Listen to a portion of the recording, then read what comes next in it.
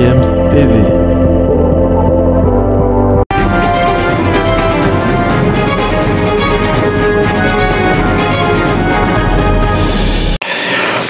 Bonjour, bienvenue sur GFIEMS TV. Vous suivez Sport Matin de ce mardi. On va, n'est-ce pas, évoquer le sujet lié à l'installation du Madrid Soccer Camp Academy à Casablanca, une cérémonie de conférence de presse qui a été présidée par le responsable, le représentant de cette académie du côté de l'Afrique, j'ai nommé Jorge Barros, qui était présent pour la circonstance. Après donc plusieurs pays africains comme le Mozambique, le Sénégal ou tout récemment le Cameroun, Madrid Soccer Camp s'installera donc au Maroc avec une cérémonie de mise en place du projet tenue dans la salle de conférence de l'hôtel Kenzi Basmat Casablanca. La presse s'est d'ailleurs mobilisée pour la circonstance et c'est pas un mot de bienvenue prononcé par Bertrand Rondo, le responsable de la communication du groupe FIEMS, que tout a commencé. Nous l'écoutons. Monsieur le président de la Ligue, la UNSARA, monsieur le représentant de Madrid Soccer Camp Academy Afrique, monsieur le conseiller technique, mesdames et messieurs les représentants de la presse, honorables et distingués invités, bienvenue à cette conférence de presse de l'installation au Maroc de Madrid Soccer Camp Academy. Et merci déjà d'avoir honoré de votre présence à ce rendez-vous. Merci déjà à Sa Majesté le roi Mohamed VI pour sa gratitude. Merci également à l'hôtel Kenzi Basma qui nous a offert ces installations. Voilà donc le représentant de Madrid Soccer Camp Academy de l'Afrique, M. Jorge Barros, a ensuite pris la parole pour présenter le projet et ses axes principaux qui serviront, n'est-ce pas, de fondation au projet, notamment l'importance de la pratique du sport et de l'éducation, bien sûr, des jeunes dans cette institution, l'encadrement et puis le suivi des jeunes footballeurs, les opportunités mises à leur disposition pour espérer ou aspirer à une carrière professionnelle à l'étranger, sans oublier l'accent mis sur le football féminin dont la prise en charge sera totalement gratuite. Nous écoutons Jorge Barros. Bon, et notre académie, ils ont une philosophie qui c'est le passage de valeurs aussi, c'est le respect pour les autres, c'est l'autocontrôle, c'est l'effort, l'esprit d'équipe. Avant d'entrer dans l'académie, on passe toutes ces valeurs-là. Et ça, c'est des images de Mozambique, de notre académie. On travaille déjà, ça fait 8 ans, mais on a déjà à beaucoup de pays, comme par exemple au Sénégal, qui est là, le directeur, Ibra Wade, ancien joueur de foot, et maintenant notre directeur au Sénégal, il est venu exprès pour cet événement, cette conférence. Et maintenant, l'intérêt, parce qu'on représente aussi la Real Valladolid Academy, on peut faire ici aussi un clinique ou amener des enfants.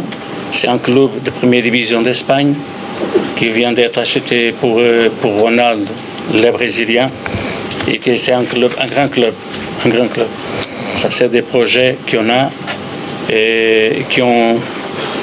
C'est mon intérêt, voir beaucoup de gamins du Maroc avoir cette opportunité de sortir pour des grands clubs.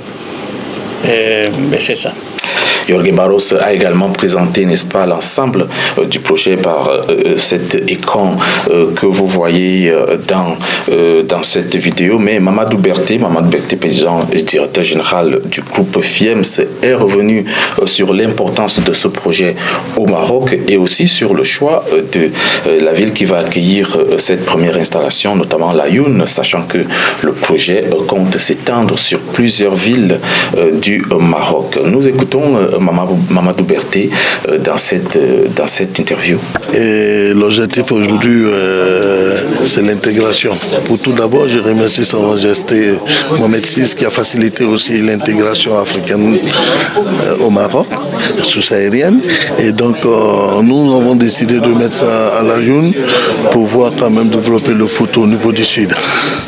Parce que moi je suis au Maroc, j'ai la société, quand je vois que à peu près beaucoup de centres qui sont à Casa, Rabat et tout, pourquoi ne pas investir un peu au Sud en montant aussi là pour le développement du football au Sud.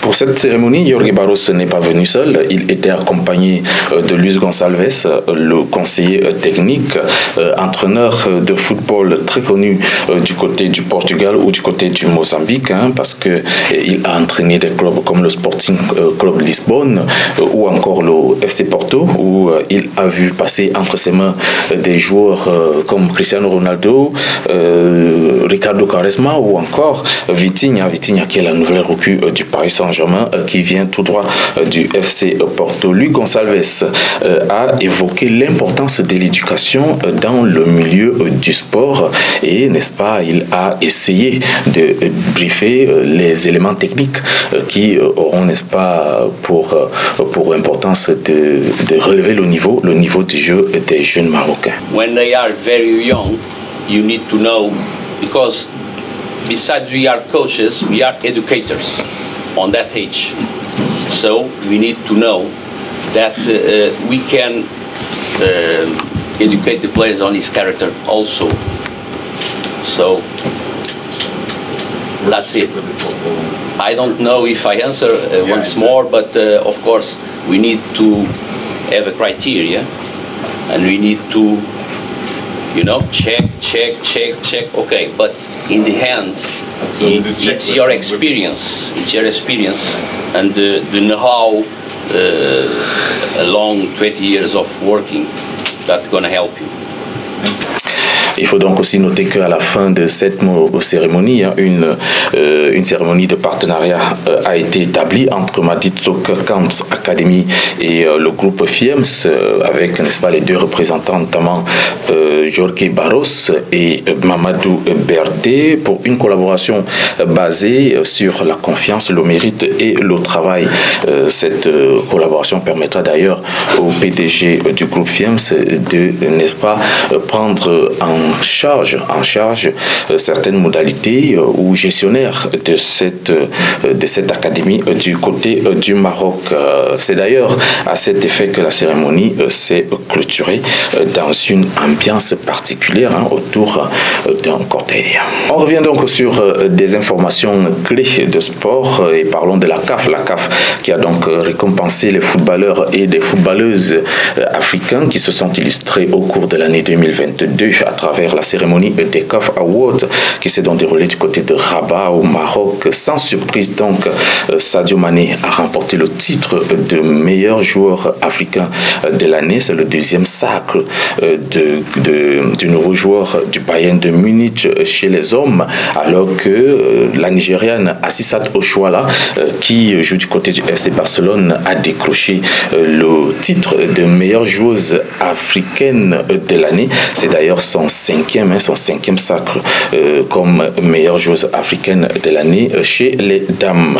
On va continuer avec d'autres distinctions. C'est le prix de meilleur entraîneur masculin qui a été décerné à Aliou Cissé, le sélectionneur des Lions du Sénégal. Et puis le meilleur entraîneur féminin est bel et bien Désiré Ellis de Banyana d'Afrique du Sud, qui est d'ailleurs sortie championne d'Afrique du football féminin avec la sélection sud-africaine. Et puis on va évoquer la meilleure sélection féminine de l'année africaine. C'est bel et bien les Banyana d'Afrique du Sud, championnes d'Afrique en titre. Et donc elles ont gagné récemment cette CAN au Maroc. Le meilleur jeune joueur africain de l'année, c'est un Sénégalais, il s'appelle Papé Matassar. Il joue du côté de Tottenham. Le meilleur jeune joueur, la meilleure jeune joueuse africaine de l'année côté femme, c'est Evelyne Badou, la ghanéenne qui joue du côté de Sekondi Saes Kas, le meilleur club africain de l'année. C'est le Wydad Athletic Club de Casablanca chez les garçons.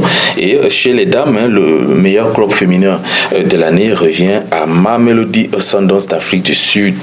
Le meilleur joueur interclub de l'année, c'est un Égyptien, le gardien de but des Pharaons d'Égypte, Mohamed El Shenawi, gardien de Al Ali du Caire. Et chez les dames, la meilleure joueuse interclub africaine de l'année est encore Evelyne Badou de Sekondi Saes Kas. Et puis il y a le but de l'année chez les hommes, c'est bel et bien l'œuvre de Ousmane Sako, le Sénégalais de Simba Sport Club. Il faut noter que le Sénégal a tout raflé, ou presque, avec 5 récompenses sur toutes les récompenses mises en place par la CAF. Donc le football sénégalais se portait bien et on peut s'en réjouir. Restons chez les dames pour parler de la Coupe du Monde militaire dames. Le Cameroun a perdu la finale de la Coupe du Monde militaire dames face à la France 2-1 après un parcours sans faute. Les Lions indomptables ont donc permis à la France, par rapport à cette défaite, de remporter leur deuxième sac après celui de 2016. Alors que le Cameroun cherchait, n'est-ce pas, un premier sac pour l'Afrique. Le Cameroun avait pourtant bien démarré cette compétition avec les victoires de 12-0 face à l'Irlande, 3-0 face à l'Allemagne, 8-0 face à la Belgique et 2-1 face aux États-Unis d'Amérique. Et on va quand même noter que cette Coupe du Monde militaire se joue du côté des États-Unis d'Amérique et c'est donc achevé le week-end dernier. C'est terminé pour Sport Matin ce mardi. On se retrouve vendredi prochain pour une autre sortie. Portez-vous bien et très bon début de semaine à vous.